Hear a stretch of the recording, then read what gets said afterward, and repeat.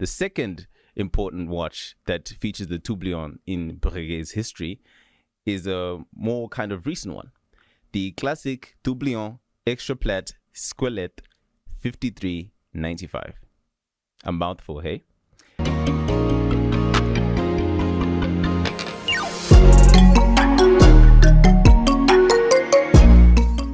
Hello everyone, and welcome back to the Dial. Welcome back to Stay on the Watch, episode 5.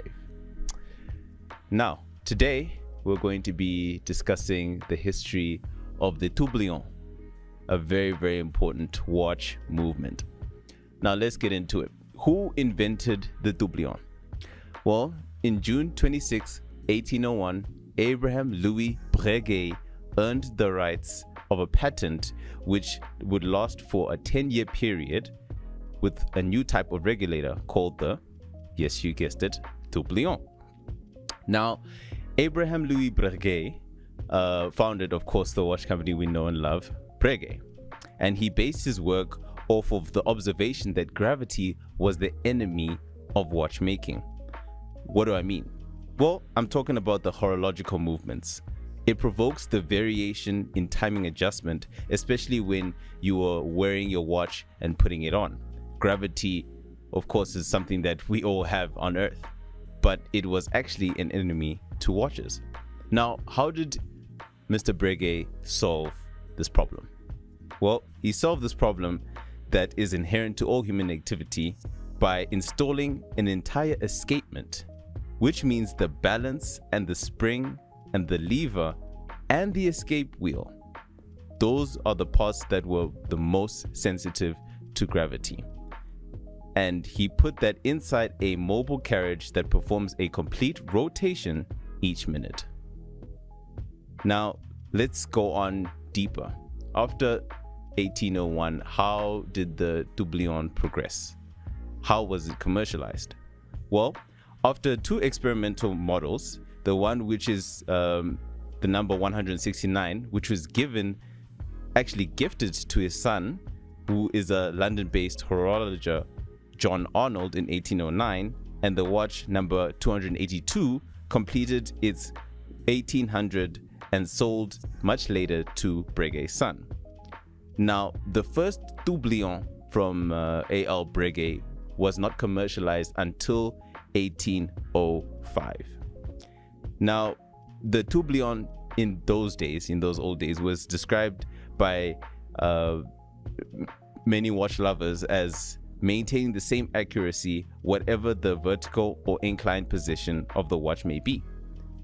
The tourbillon regulator was a constant source of fascination thereafter. Now, how many of the tourbillon movements were made? Well, only 35 examples of the tourbillon were sold between 1805 and 1823. Now, who were they sold to? Well, the greatest devotees of horology were unable to resist the appeal of this beautiful new invention. So people like your bishops, for example, your bishops of your Cambrai, the Bourbons of Spain, the Monsieur Belmas, the watch collector Somariva, were one of the first people to actually purchase and own the tourbillon invented by Mr. Breguet. Now, let's go on to today. How has the tourbillon affected watchmaking today? I'm sure you always hear about the word tourbillon in watches. How has it integrated and how did the technology improve? Now, we're going to look at 2 special watches that Breguet created that revolutionized, or in fact modernized, the tourbillon. Now, the first watch is the Classique Double Tourbillon. Yes, you heard me. The Classique Double Tourbillon 5345 Quail de Horloger. Now, as you guessed it, it's a double tourbillon. So basically 2 tourbillons inside the dial. Now, these 2 tourbillons serve as a heartbeat, and they beat independently from one another, and they're each driven by their own barrel. Now, it's a remarkable display featuring a number of components made of gold as were those of the grand complications back in their day. Now, it's also a tradition that has now been all but lost, but one that the House of Breguet endeavors to perpetuate as it does with the specialist artisan techniques. Now, this watch is a stunning display of Breguet's excellent craftsmanship, and in particular, the engraving on the back of this double tourbillon depicts the house that Abraham Louis Breguet acquired on Quai de Horloger in Paris. Now, the second important watch that features the tourbillon in Breguet's history is a more kind of recent one, the classic tourbillon extra plat Squelette 5395. A mouthful, hey? Now, for this one, Breguet opted for an extra thin 3mm thick skeleton design for its tourbillon movement. And this was an undertaking that was so technical, but it had so much artistry, it had so much emphasis on craftsmanship, and the watchmaker that, made this watch, it showed watchmaking at its finest and at the forefront. Now, in terms of the watch, it's an ultra lightweight. The carriage weighs no more than 0.290 grams in total, and it's equipped with an outstanding power reserve of 80 hours. 80 hours, thanks to a high energy beating at 4 Hz and a particularly high frequency for a tourbillon. Now, this is a 581 caliber already featured in the models of the 5377 and the 5367. Now, it's here for the first time and it's been incorporated in a fully skeletonized design, so you'll be able to see the dial and the tourbillon for all its glory.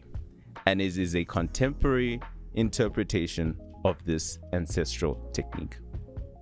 So, we've explained everything, right? But why should we care about the tourbillon? Well, the tourbillon is watchmaking itself. I mean, it inspired so many watches to have the tourbillon. More than just Breguet, it inspired other watch companies like Vacheron, Constantin, and Audemars Piguet, which all have their tourbillon movements. So it's important that we give reverence and respect to the tourbillon movement because it helps tell the accuracy of the time. And if you're a real watch lover, you get to appreciate how Mr. A L Breguet managed to almost defy logic or defy gravity by creating an anti-gravity movement, which allows for the accuracy of time. So next time when you're looking at a watch and it says tourbillon, at least now you'll know who made the tourbillon, how it was commercialized, and how it fits in our modern day today. Today's technology has gotten so much better, and we're always moving forward in technology. Who knows where the tourbillon story will go next? But either way, I'm always willing to find out, and I'm always willing to research. Well, that's all from me today. But please like, comment, and subscribe. And also comment if you like these kind of videos where we go into deeper thoughts of watchmaking. I would love covering these kind of videos because it goes beyond the surface level of, oh, it's just a watch, it has a strap, it has a dial.